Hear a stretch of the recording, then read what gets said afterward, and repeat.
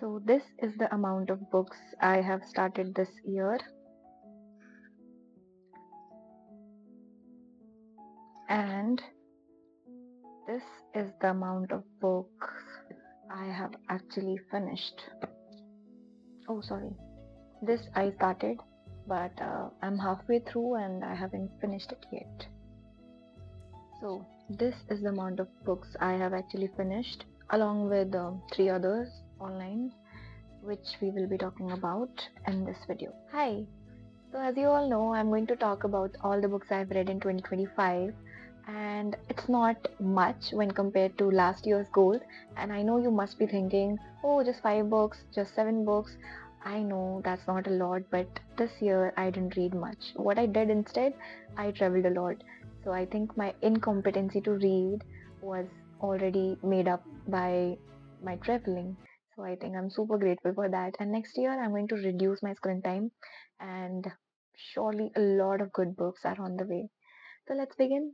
And now I will be talking about the books one by one. I started about 25 books, and all of them were wonderful.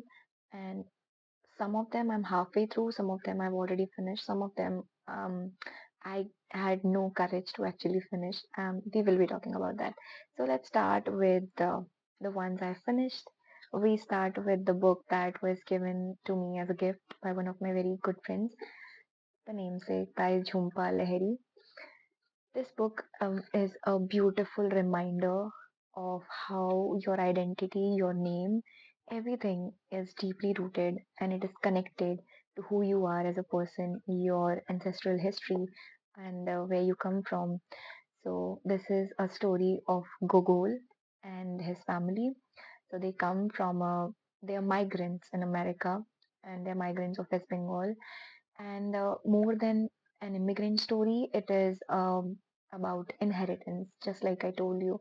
So it's not of wealth, but of silence, expectations, and unfinished dreams.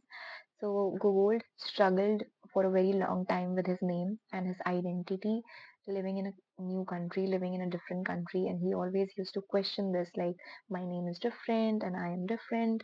So he used to have identity crisis, and he used to think like, how do I belong to two cultures at the same time, and I don't fully own any one of them.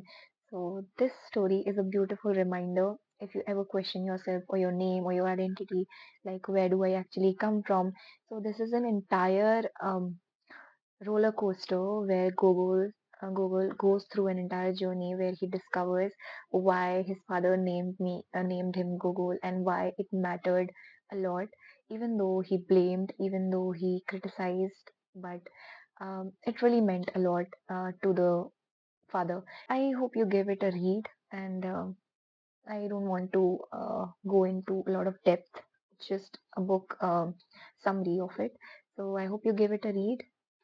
Chumpa Lahiri, The Namesake. Yeah. And the second book that I read was The Silent Patient. A lot of people, seriously, a lot of people recommended me this book for a very long time. So then finally I borrowed it from one of my friends. Here we go. And then I finished it. So let me start. There is a woman who goes silent after the murder of her husband, and her name is Alicia, and she becomes silent. She never speaks about anything, what happened that day or what anyone did. And whenever the counselor used to come and ask what happened and everything else, she would never respond and she would never say anything. She just became aggressive day by day. She used to self harm, she used to help harm others as well. So, how the truth unravels and how everyone gets to know the truth, you will read it and you will know, and it will come straight to you like, oh, this happened, and you will be very shocked. And I think that's the entire plot of the story. When the story will be going parallel to each other, you would actually somehow get the hints, but I hope you only discover the truth in the end.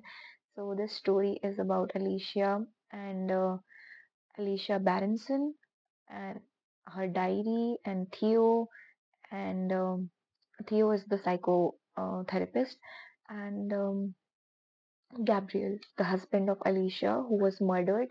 Why he was murdered, how he was murdered, nobody knows.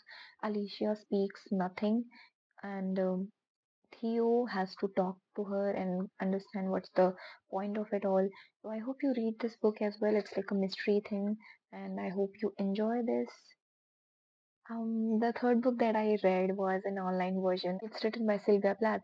So this is not just a book about depression or mental health, but it is about a woman who was suffering, suffocating under the illusion of choice. The factory analogy, guys. I mean, how can not, how can we not relate to it? I mean, I relate max to it. So Esther is intelligent, talented, and privileged, yet feels trapped by the rigid roles of marriage, motherhood, femininity, and each one of us do at this point in time. She was also in her 20s figuring things out, and we are also in our 20s. So the bell jar descends slowly, invisibly, making the novel painfully relatable even decades later. And I think what is actually the plot of this entire thing is that the fear that success doesn't equal freedom. Yep, you can be so successful and still you can be trapped somewhere. So this is the entire plot. I hope you give a read to The Bell Jar, and I really hope that you give it a read on Kindle or some online version of books, Apple Books, because when you read online, it's easy to finish and you are easily keeping track of everything. In my original books, in my physical books, I always lose track. So then the other book that I read and finished was The Vegetarian by Hong Kong. And that's how I think Hong Kong novels are supposed to be depressing. It's the story begins with a woman and like the story, the way it was plotted, the relationship, everything, it was so off from the very beginning. I started reading it. I only could read it till the point of Mongolian mark. The story is about refusal, quite radical refusal. Let's say this woman straight up says to the husband that I would not eat non-veg in a house where every day the husband used to eat non-veg, and she says that I would not. And it was not just a refusal of non-veg, but it was a refusal to any other thing that was forced upon her. Yonghai's decision to stop eating meat is her only language to protest in a world that constantly violates her body and mind. Told through others' eyes, the novel deliberately erases her voice, showing how society consumes women while pretending concern. So it was a story of rebellion as well. I found it quite depressing. When you travel so much, you go to so many places, then one fine day you finally discover that one there's a non place that a lot of people don't know about, and you get to start loving that place, and it that's where you find solace. That's just one book for me. That's how when you read so many books and you finally get to read that one book that actually makes a lot of sense, and that's a Hindi book. And when I read this book, it made so much sense to me because when you are starting a book on a new language and you're starting a new journey, like I started a Hindi book after a very long time. So this is a good to go. I have already dropped the link to the to the review of this book. You should definitely give it a shot. I loved it. I absolutely loved it. And after this, I'm going to give it a shot to Ret Ki Machli. Also because Reet Ki Machli, you are supposed to read after this book. Everyone says that, so I got it for myself. Maybe a New Year resolution. If I have to talk about Gunaho Ka Devta in just one sentence, I would say Chandar and Sudha's love fails not because it was forbidden, but because it was never fought for. This is a story about restraint and its cruelty. So I hope you give it a read. गुनाहों का देवता for you guys by Dharmveer Bharti.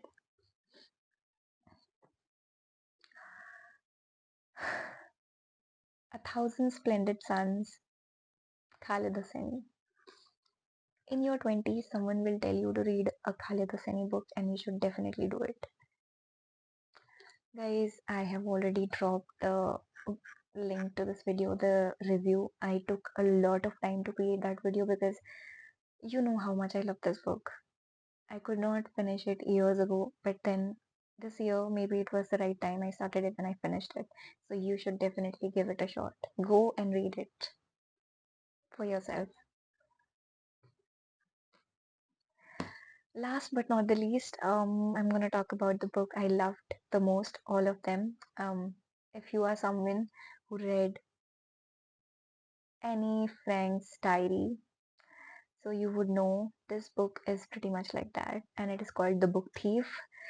It is a story of death, it is a story of violence, but at the same time, it is a story of shared bread, friendship, love, and quiet courage.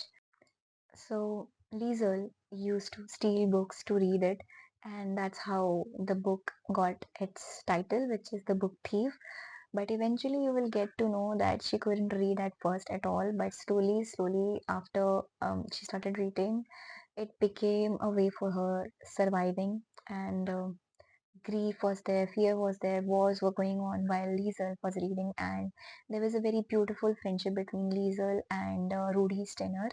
And Rudy is the character that made me cry my heart out. At any point in time when you read the story, Rudy will always be that character that will make you cry. So read it at your own risk. But this story is so beautiful about this foster child, Liesel, and her friendship, her courage, and the innocence of this entire story is what got me. So I hope you give it a read. And this was my 2025 book reviews. You can say book summaries, book recommendations. And I'll see you guys in the next video. Till then, take care of yourself. Bye.